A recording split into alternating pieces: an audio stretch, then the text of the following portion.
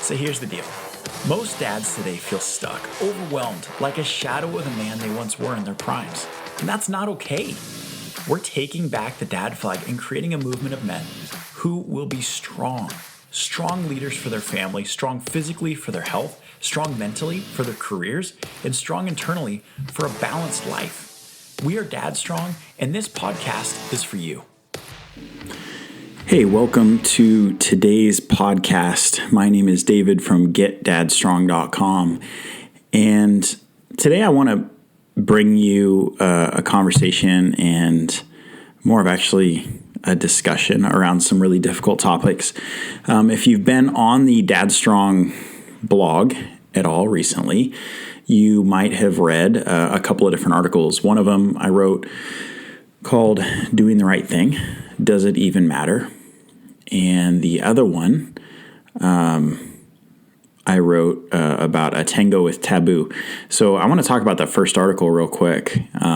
That first article has gotten a bit of attention from some local business leaders and some others, and I think it has to do, with their feedback.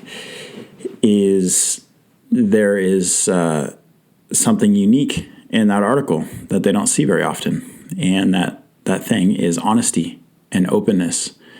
And I didn't really think much of it when I wrote it. It was more of something where I just had to get this off my chest. Have you ever been there? Like where you feel something kind of burning inside of you and you just have to get it out. You just have to talk about it.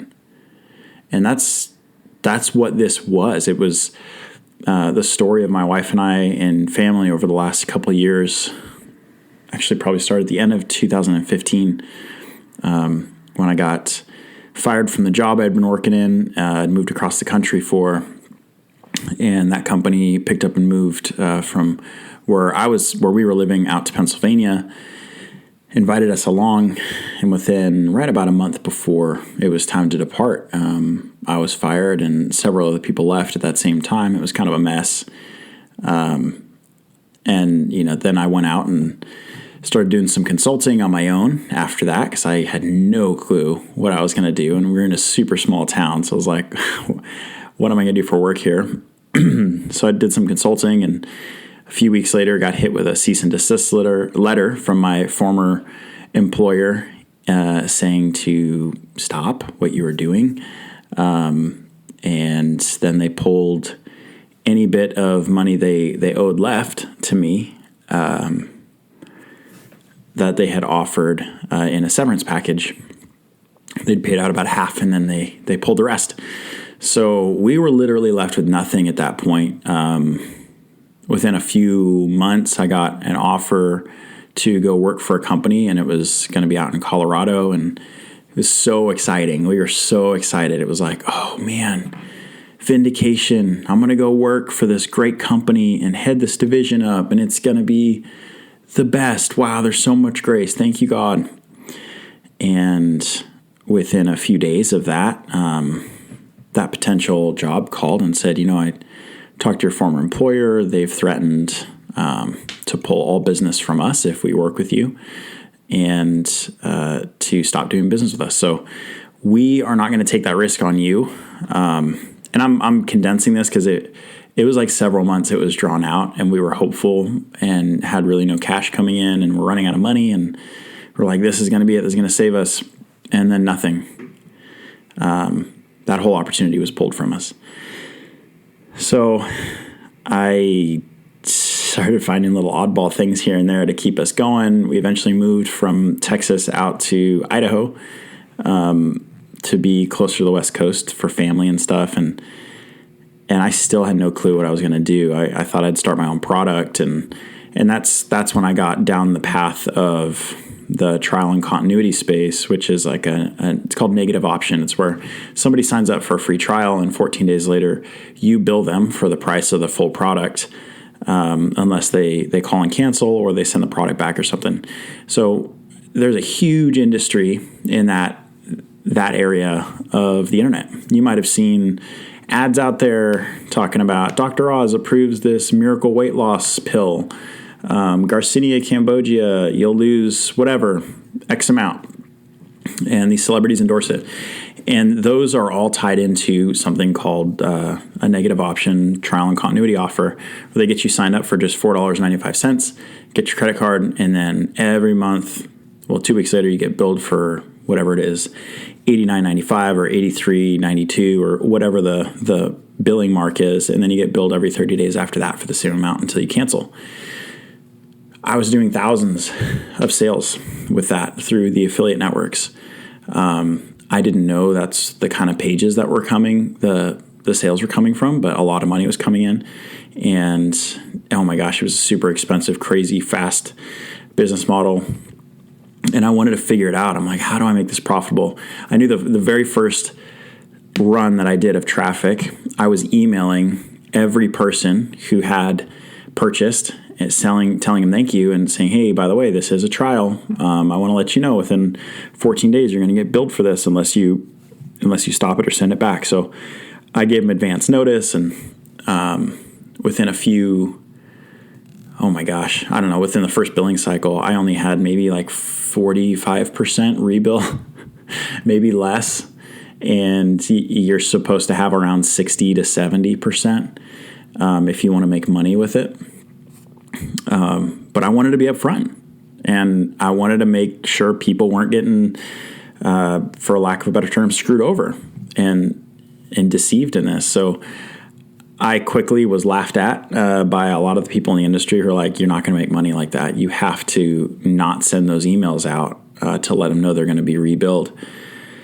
I'm like, wow, if that's, and they're like, oh, they know what they're doing. You know, they've signed up for these things and they know exactly what they're getting into. So I pulled that email, and that right when I did that, that was the beginning of the end for me. When I made that decision to go against my conscience that said, you need to make people aware that what they're getting into, make them fully aware of the billing model. And I'm getting somewhere with all this, I promise you. If this is super boring to you, I totally understand. But I just wanted to really think back and process through, like, what was that moment when I went down the wrong path? And this was that moment when I pulled that email and stopped letting the customers know a couple days before their billing cycle that they were going to be billed. And from that day on, it was just a push to, how can I make money with this? How can I make this work? When I should have just stopped the whole thing and said, there's got to be something else. Maybe I go get a job. I don't have to work for myself. I need to figure something else out. But I didn't do that.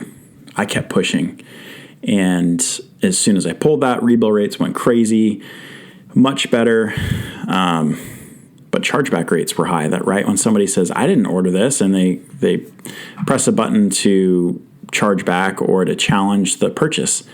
And that costs you a lot of money as a merchant. And oh my gosh, I lost so much money from this, where people were calling in, wanting to cancel, saying they were scammed, saying celebrities endorsed it. And I really wasn't picking up what was really going on until I started seeing where the pages were marketing to and what they had on those pages, and the claims that were being made. It was all so fraudulent and bad. I lost hundreds of thousands of dollars through this whole process. And eventually, in about a year later, after doing $2 million in revenue that year in e-commerce sales, I had lost probably, I owed upwards of $400,000 to $500,000 to vendors, to credit cards, to all sorts of places, because we were trying to keep ourselves alive through this process. And man, it was ugly. So to say that I'm hard-headed would be a bit of an understatement. But I really wanted to figure it out. And when I finally got to the moment of figuring it out, of what I had to do to make this successful, it was too much for me. It was like, I cannot in good conscience continue with this path.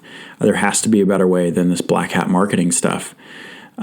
So I did. I stopped all traffic in January of 2018, and I knew we were going to really get our butts handed to us, and we did. So I've got served with a lawsuit right away from a vendor who had run a lot of bad traffic to us, and still in that. So that's fun. it's been a really humiliating year as I think back on it. I had so much pride in who I was supposed to be, some big entrepreneur making it on his own, and got caught up in this, and it was like, now you got to deal with the consequences, and had let a lot of vendors down who I've become friends with and say, I can't pay you. And that's like my worst nightmare, is to tell somebody I can't pay them, I don't have the money. It's kind of like that feeling when you're at the grocery store and you got this big cart full of groceries and you go to check out and you're short and you're like, I don't have any more money. And they're like, okay, well, what items don't you want?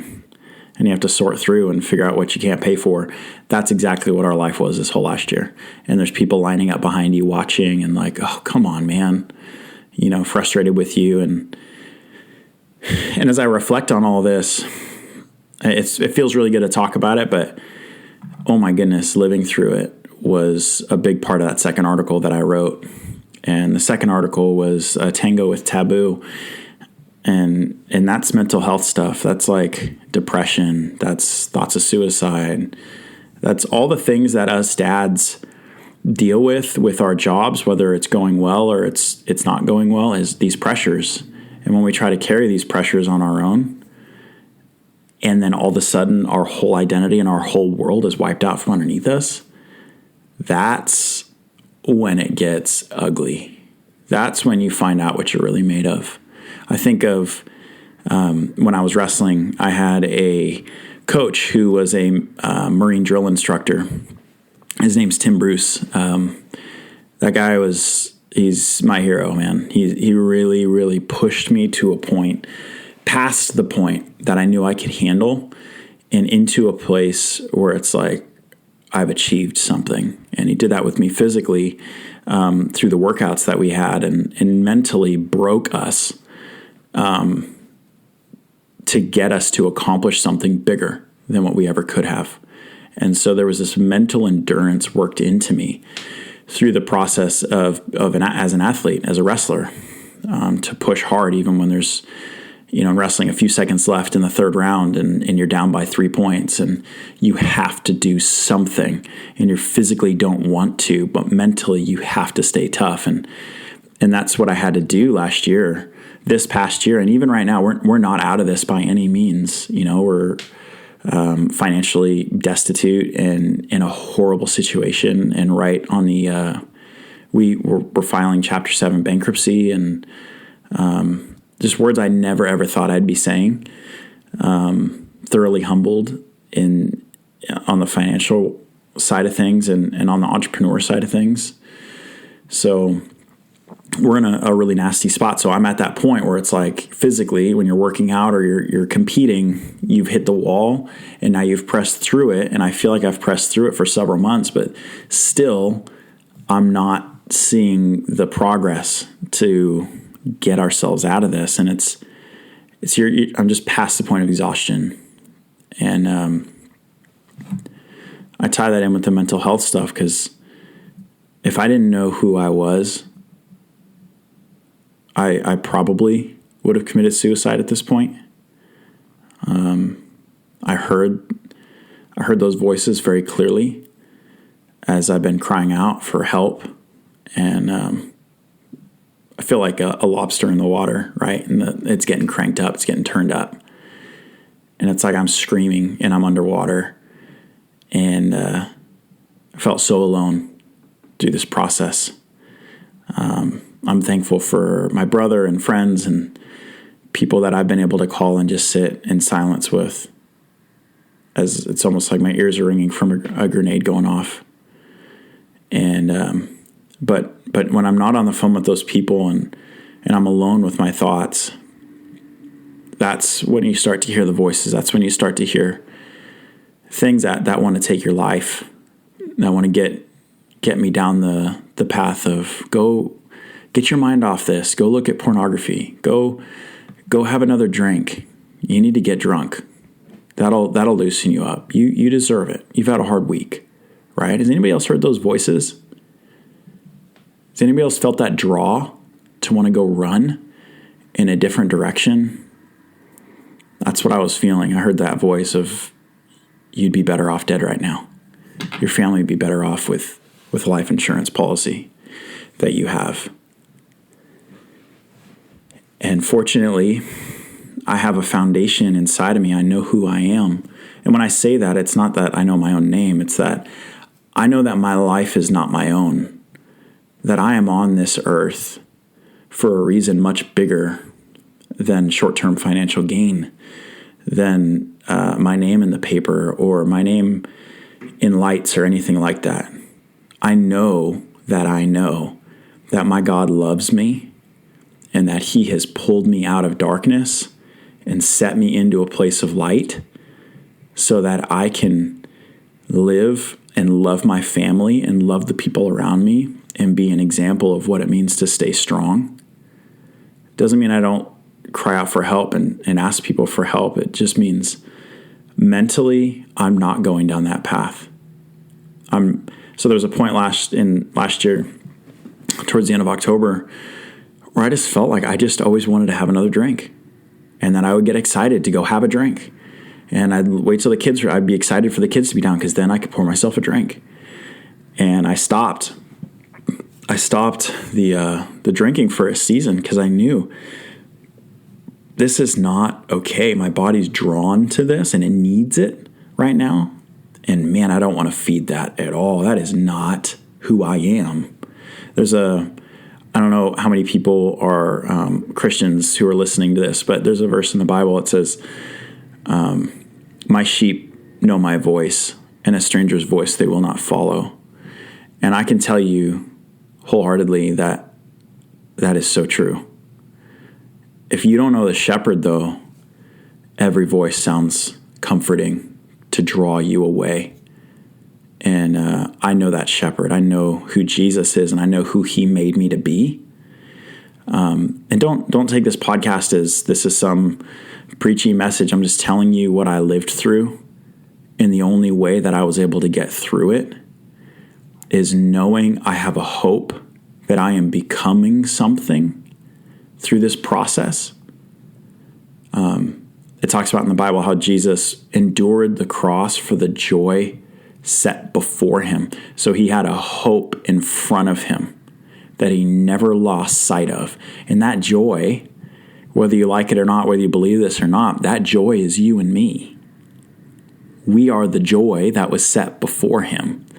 It's us reunited with him, with his life inside of us, infused in us. And when his life is in us, we get to love people and we get to love our kids and we get to unselfishly love our wives and lay our lives down for her. It's amazing what we look like with Christ in us, with that life flooding our being. It's insane. And I will tell you, that is the thing that anchored my soul and did not let me fall into the depths of darkness. Because, man, it felt like a tractor beam pulling me.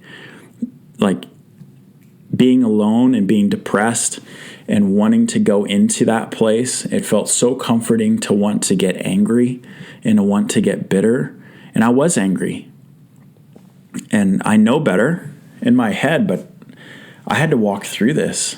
I felt so abandoned by God through this whole time, but I still knew better. I knew the truth was bigger than me. I knew the truth was bigger than the things that I was walking through. And I think somebody needs to hear this right now. That your circumstances are not bigger than the truth of who you are and who God knows you to be and wants you to be. And no matter what you're walking through right now, you can ask for help from anybody. Reach out to somebody within the Dadstrong group. Find us on Facebook. Go to the Dadstrong blog at getdadstrong.com. Reach out to a local pastor, to somebody who you trust, and say, I don't know what I'm doing. I don't even know where to start. I just want to sit here and be angry. But be angry with somebody. I promise you it'll help. I just had coffee today with some friends and sat down with a brother who's just going through an impossible time right now. And he and I just talked and cried and We're both going through impossible situations on different sides of our life. But we drew strength from each other in one way. It's that hope. And we looked at each other, and I looked at him, and I just said, hey, man, you're becoming something powerful through this process. This fire is forging you into something bigger than you could have ever imagined yourself to be, and better. And you're going to impact more people because of this. And I'm excited to be on this journey with you. And I'll say that to anybody who's listening right now, who's going through something hard. The fire can either melt you or it can make you. And it's your choice what it's going to be. You either let this time of difficulty, of impossibility, become the story that you tell 20 years from now of why you were driven to be an alcoholic, or you let it be that defining moment that was like where your kids are talking about you and saying, man, my dad was faced with an impossible situation, and he drew closer to our mom, and he drew closer to his friends, and he didn't buckle. He didn't cave. He became a better man. And that's who I want to be. And as dads, that's our privilege, is to take the brunt of all this world has to throw at our families right now. Stand strong in the middle of it and become better through it, and become a lighthouse for our kids to look at, to become a safe place of refuge for our wives and for others who are going through hard times.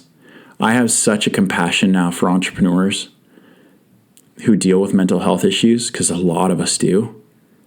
The pressure that comes and falls on our shoulders when we take the size of risks that we take, it's immeasurable, especially when you have families who don't understand you. I'm a black sheep in my family. Everybody's got successful careers and steady jobs, and here I am jumping off cliffs without parachutes, and metaphorically speaking, with starting new ventures and being a serial entrepreneur. And when it's hard and you just don't feel like you can talk about that stuff with your family, it can be very lonely and isolating. So that's where other groups can really help. Like there's a group online with I don't know, 70,000 or so entrepreneurs that I posted my story in and just said, this is what I'm going through right now. Can you help me have perspective on this? And when we get perspective on things from other people who've been there, it really, really, really helps us.